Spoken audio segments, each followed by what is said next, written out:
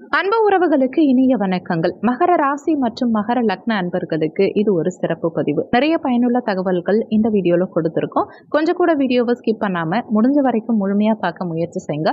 வாங்க வீடியோக்குள்ள போலாம். மகர ராசியை பொறுத்த வரைக்கும் உத்திராடம் 2, 3, 4 பாதங்கள், திருவோணம் 1, 2, 3, 4 பாதங்கள், அவிட்டம் 1, 2 பாதத்தை உள்ளடக்கியது மகர ராசி. மகர ராசிக்கு அதிபதி சனி பகவான். வீடியோல சொல்லக்கூடிய பலன்கள் ஆண் பெண் இருபாலருக்கும் பொருந்தக்கூடிய பலன்கள். வரக்கூடிய ஏப்ரல் முதல் வாரத்துல செவ்வாய் பெயர்ச்சி நிகழ இருக்கு. அதாவது திருக்கணித பஞ்சாங்கப்படி ஏப்ரல் 3ஆம் தேதியும் வாக்கிய பஞ்சாங்கப்படி ஏப்ரல் 7ஆம் தேதியும் மிதுனத்திலிருந்து கடகராசிக்கு செவ்வாய் பெயர்ச்சியாகி கடகத்துல நீச்சமாக போறார். செவ்வாய் நீச்சமானாலுமே வரக்கூடிய ஏப்ரல் 11ஆம் தேதி வரைக்கும் செவ்வாய் வர்க்கோத்தமம் பெற்று ராஜயோக பலன்களை கொடுக்க போறார். செவ்வாய் நீச்சமானாலே பிரச்சனை தான் கொடுப்பார் அப்படின்னு பயப்பட வேண்டாம். ஏன்னா செவ்வாய் வர்க்கோத்தமத்துல ராஜயோக பலன்களை கொடுக்க போறார். கடக ராசியில புனர்பூசம் 4ஆம் பாதத்துல செவ்வாய் இருக்கார். அதனால நவாம்சத்திலையும் கடகத்திலேயே இருக்கார். இந்த ராசி கட்டத்திலையும் நவாம்ச கட்டத்திலையும் ஒரே இடத்துல ஒரு கிரகம் இருந்தா அதுக்கு வர்க்கோத்தமம்னு பேர். இந்த வர்க்கோத்தம செவ்வாய் வலிமை பெற்றவர், யோக பலன்களை கொடுப்பார்.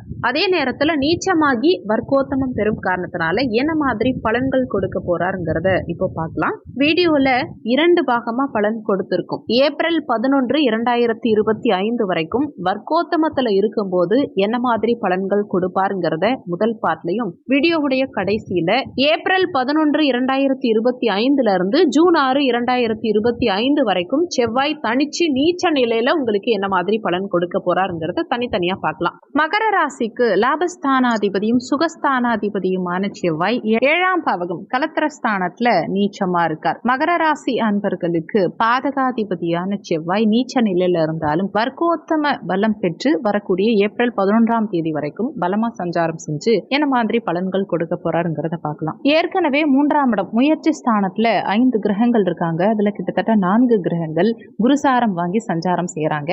கலத்திரஸ்தானத்துல இப்ப சஞ்சாரம் செய்யக்கூடிய செவ்வாயும் குருசாரம் வாங்கி சஞ்சாரம் செய்யறார். இந்த 3ஆம் இடத்துல இருக்கும் கிரகங்களும் கலத்திரஸ்தானத்துல இருக்கும் செவ்வாயும் இப்போ பஞ்சமஸ்தானத்துல இருக்கும் குரு மாதிரி இருந்து பலன் கொடுக்க போறாங்க. 3ஆம் இடத்துக்கும் 5ஆம் இடத்துக்கும் ஒரு பாவக தொடர்பு இருக்கு. இந்த 5ஆம் இடம் 3ஆம் இடம்ங்கிறது கம்யூனிகேஷன் லைன் சம்பந்தப்பட்ட தொடர்புகளாகும், ஆவணங்கள் சம்பந்தப்பட்ட தொடர்புகளாகும், பிரயாணங்கள் சம்பந்தப்பட்ட தொடர்புகளாகும், டிரான்ஸ்பர் இடமாற்றம் சம்பந்தப்பட்ட தொடர்புகளாகும், ஐடி லைன் மாதிரியான வேலை, கலைத்துறை சார்ந்த துறை, இந்த மாதிரி விஷயங்கள், கமிஷன் ஃபீல்டுல இருக்கவங்க இவங்களுக்கெல்லாம் நல்லா இருக்கும். உறவுகளுக்கும் நல்லா இருக்கும். அதே மாதிரி படிப்பு சார்ந்த விஷயங்கள், அறிவு சார்ந்த விஷயங்கள், மேல் படிப்பு சார்ந்த விஷயங்கள், திருமணம், குழந்தை பிறப்பு சார்ந்த சுபகாரியங்கள், இத்தனைக்குமே இதெல்லாம் சிறப்பு கொடுக்கும். அதே நேரத்துல எல்லாருக்கும் ஒரே மாதிரி பலன்கள் நிச்சயமா கிடைக்காது. நம்ம ஜனன கால ஜாதகத்துல செவ்வாய் என்ன ஆதிக்கம் பெற்று சஞ்சாரம் செய்யறார், எந்த பாவகங்களை இயக்கக்கூடிய உபநட்சத்திரமா வராருங்கிறதையும் பார்க்கணும். சனி எந்த பாவக நட்சத்திரமா வராருங்கிறதையும் பார்க்கணும். இந்த மாதிரி வரும்போது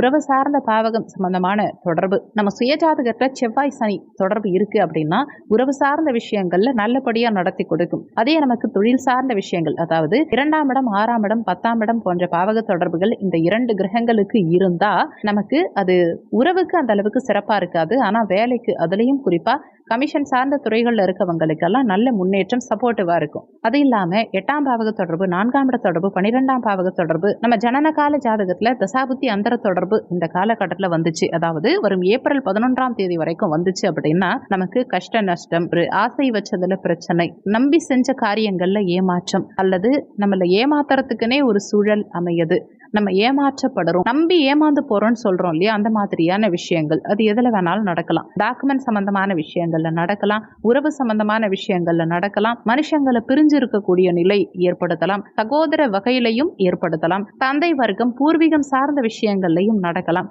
ஆன்மீகம் சம்பந்தப்பட்ட நட்பு வட்டார பழக்க வழக்கங்களில் நடக்கலாம். இவ்வளவு பாசிபிலிட்டிஸ் இவ்வளவு கிரகங்கள் மூலமா வருது. அப்ப இந்த செவ்வாய் வர்க்கோத்தம செவ்வாய்ங்கிறவர் நம்ம ஜனன கால ஜாதகப்படி நல்ல ஆதிக்கம் பெற்றிருந்தா, அதுவும் உறவு சார்ந்த ஆதிக்கம், படிப்பு சார்ந்த ஆதிக்கம், மூளை உழைப்பு சார்ந்த ஆதிக்கம் பெற்றிருந்தா ரொம்ப நல்லா இருக்கும். இந்த காலகட்டத்தில் நம்ம நீச்சமா போயிருக்கார் செவ்வாய்ங்கிறத நினைச்சு பயப்பட வேண்டியதில்லை. இப்ப நம்ம கோபப்படுறோம் அப்படின்னா அந்த நீச்ச செவ்வாயோடைய கோபம் கெடுதலா இருக்கும். அதே மாதிரி 7ஆம் இடத்துல செவ்வாய் நீச்சமாறதுனால கணவன் மனைவி உறவு சார்ந்த விஷயங்கள்ல கொஞ்சம் ஹார்ஷா பிஹேவ் பண்ணக்கூடிய சூழலை கொடுக்கும். விளையாட்டு சார்ந்த துறைகளில் இருக்கவங்களுக்கு துணிச்சலா விளையாடக்கூடிய அமைப்பு கொடுக்கும். இந்த காலகட்டம் உங்களுக்கு பிளஸ்ஸா இருக்குமா மைனஸா இருக்குமாங்கிறத சுயஜாதகத்துல இருக்கும் கிரகங்களை கோச்சாரத்துல கரெக்டா பொருத்தி பார்க்கணும். இதுவரைக்கும் சொன்னது வரும் ஏப்ரல் 11ஆம் தேதி வரைக்கும் வர்க்கோத்தம பலம் பெற்ற செவ்வாய் என்ன மாதிரி பலன்கள் கொடுப்பாருங்கிறத பார்த்தோம். இனி ஏப்ரல் 11ஆம் தேதியிலிருந்து ஜூன் 6ஆம் தேதி வரைக்கும் நீச்ச நிலையில இருக்கும் செவ்வாய் என்ன மாதிரியான பலன்கள் கொடுப்பாருங்கிறத பார்க்கலாம். மகர ராசி அன்பர்களுக்கு லாபாதிபதியும் சுகஸ்தானாதிபதியுமான செவ்வாய் கலத்திரஸ்தானத்துல நீச்சமாறார். அதாவது மகர ராசிக்கு பாதகாதிபதியான செவ்வாய் இந்த காலகட்டத்தில் நீச்சமாறது ஒரு வகையில நற்பலன்களை கொடுக்கும். ஆனா பிசினஸ் பார்ட்னர்ஷிப்ல மட்டும் கொஞ்சம் பொறுமையை கையாளணும். திருமண உறவுல கூட உங்க கணவனோ மனைவியோ அவசரப்பட்டு வார்த்தையை விட்டுட்டு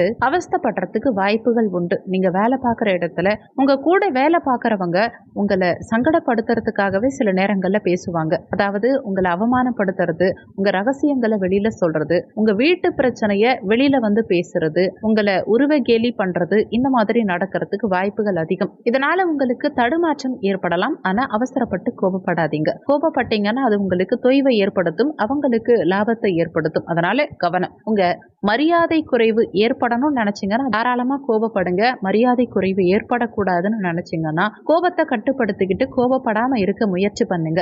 மூத்த சகோதர சகோதரிகளின் ஆரோக்கிய விஷயத்துல சற்று கூடுதல் கவனம் செலுத்துறது நல்லது. இந்த ஜூன் 6ஆம் தேதி வரைக்கும் 7ஆம் இடத்துல இருக்கும் செவ்வாய் உங்களுக்கு கூட இருக்கவங்களால பதற்றமான சூழ்நிலையை ஏற்படுத்துவார். உங்களை இரிட்டேட் பண்றதுக்காகவே, உங்களை கோபப்படுத்துறதுக்காகவே கூட இருக்கவங்க செயல்படுவாங்க. உங்க வாழ்க்கை துணை, உங்க தாய் வழி உறவுகள், குறிப்பா தாய் வழி பாட்டி, இவங்கெல்லாம் உங்களை இரிட்டேட் பண்றதுக்காகவே பேசுவாங்க. இப்படி பேசுறதுனால உங்களுக்கு என்ன பலன் கிடைக்கும்னா, உங்களை உணர்ச்சி வசப்பட வச்சுட்டேன் அப்படிங்கிறதுக்காக அவங்க சந்தோஷப்படுவாங்க. இந்த ஜூன் 6ஆம் தேதி வரைக்கும் நிலம் சார்ந்த விஷயங்கள்ல உங்களுக்கு தடுமாற்றம் ஏற்படும். நீங்க சொந்தமா நிலம் வாங்கணும்னு நினைச்சீங்கன்னா கூட பெருசா பிரச்சனை இல்லை. பூர்வீக சொத்து, அம்மா வழி சொத்து வர்றது, அப்பா வழி சொத்து வர்றது, இல்ல பாட்டி கிட்ட இருந்து சொத்து வர்றது, இந்த மாதிரி விஷயங்கள் உங்களுக்கு நஷ்டத்தை ஏற்படுத்தும் அல்லது தடுமாற்றத்தை ஏற்படுத்தும் வகையில இருக்கும். நீங்க சில நேரங்கள்ல எதிர்பார்த்து ஏமாற்றம் அடைகிறதுக்கு வாய்ப்புகள் உண்டு. அதே சமயத்துல சகோதர காரகனான செவ்வாய் 7ஆம் இடத்துல நீச்சமா இருக்கிறதுனால உங்க வேலை விஷயமா உடன் பிறந்தவர்களோட பிசினஸ் பண்றீங்க அப்படின்னா அந்த வேலை விஷயமா பிசினஸ் விஷயமா நீங்க எடுக்கும் முயற்சிகள்ல அவங்க உங்களுக்கு சில தடைகளை முட்டுக்கட்டை போடுறதுக்கு வாய்ப்புகள் உண்டு. உங்க வளர்ச்சியில உங்க உடன் பிறந்தவர்கள் தடுமாற்றத்தை ஏற்படுத்துவாங்க. வியாபாரம் பண்றவங்களா இருந்தா வியாபாரத்துல லாபம் பெருசா இருக்காது. ஏன்னா குரு 11ஆம் பாவகத்தை பார்க்கிறார். அந்த 11ஆம் பாவகாதிபதி நீச்சமா இருக்கார். வருமானம் வரும், ஆனா வரும் வழி சில சமயத்துல தவறா கூட இருக்கலாம். உங்க தகுதிக்கு குறைவான வருமானம் இருக்கும் அல்லது தகுதிக்கு குறைவான வழிகளில் வருமானம் ஏற்படுறதுக்கு வாய்ப்புகள் உண்டு. வாழ்க்கை துணை சம்பந்தமான விஷயங்கள்ல அவங்களுடைய ஆரோக்கியத்தை பேணுவதில் கவனம் செலுத்தணும். மகர ராசி அன்பர்களுடைய வாழ்க்கை துணையின் ஆரோக்கியத்துல சற்று கவனம் செலுத்துறது நல்லது. அதே சமயத்துல உங்க வாழ்க்கை துணையுடைய வேலை சார்ந்த விஷயங்கள்ல சிலருக்கு வேலை மாற்றம், வேலை இழப்புகள் ஏற்படுறதுக்கும் வாய்ப்புகள் உண்டு. ஏன்னா 7ஆம் வீட்டுக்கு தசமஸ்தானாதிபதி நீச்சம் அடைகிறது. உங்க வாழ்க்கை துணையுடைய வேலையில சில தொந்தரவுகள் இருக்கலாம். இந்த காலகட்டத்தில் நிலம் சார்ந்த முதலீடுகள் உங்களுக்கு பெரிய அளவில் லாபத்தை கொடுக்காது. ஆனா இப்ப வாங்கி போடலாம். அது உங்களுக்கு ஜூன் 6ஆம் தேதிக்கு பிறகு உங்களுக்கு முன்னேற்றத்தை கொடுக்குமே தவிர இப்போதைக்கு அந்த அளவுக்கு சாதகத்தை கொடுக்காது. அரசாங்க துறையில இருக்கவங்களுக்கும் அரசியல்ல இருக்கவங்களுக்கும் கூட இருக்கவங்களால உங்களுடைய பதவிக்கு பங்கம் உண்டாகலாம், பதவி இழக்கக்கூடிய நிலையை கொடுக்கலாம். அதுவும் இந்த செக்யூரிட்டி டிபார்ட்மெண்ட், போலீஸ் டிபார்ட்மெண்ட், மிலிட்ரியில இருக்கவங்க எல்லாம் கூட ஒர்க் பண்றவங்க கிட்ட கொஞ்சம் விட்டு கொடுத்து போகணும். அவங்களோட மனஸ்தாபம் ஏற்படுறதுக்கு வாய்ப்புகள் உண்டு. விட்டு கொடுத்து போறதுக்கு முயற்சி பண்ணுங்க. இந்த காலகட்டத்துல இந்த செவ்வாயினால தொந்தரவுகள் ஏற்படாம இருக்க நீங்க செய்ய வேண்டிய பரிகாரம், மகர ராசி அன்பர்கள் குலதெய்வ வழிபாடு பண்ணுங்க, அம்மன் வழிபாடு பண்ணுங்க. குறிப்பா செவ்வாய்க்கு உண்டான துர்க்கை வழிபாடு உங்களுக்கு மேன்மையை உண்டாக்கும். துர்கா சப்த ஸ்லோகி பாராயணம் பண்றது மூலமா மகர ராசி அன்பர்களுக்கு நன்மைகள் உண்டாகும். இந்த வழிபாடு செய்யறது மூலமா மன அமைதி, ஆரோக்கிய அமைதி, குடும்ப அமைதி உண்டாகும். வீடியோல சொல்லக்கூடிய பலன்கள் கோச்சார பலன்கள். கோச்சார பலன்கள் வெறும் 20% தான் ஒர்க் பண்ணும். மீதி 80% உங்க சுயஜாதகப்படி தான் வாழ்க்கையில எல்லாமே நடக்கும். இந்த வீடியோல உங்களுக்கு ஏதாவது சந்தேகம் இருந்தா கீழே இருக்க கமெண்ட் செக்ஷன்ல சொல்லுங்க. நன்றி. மற்றும் ஒரு நல்ல பதிவோடு மீண்டும் உங்களை சந்திக்கிறோம்.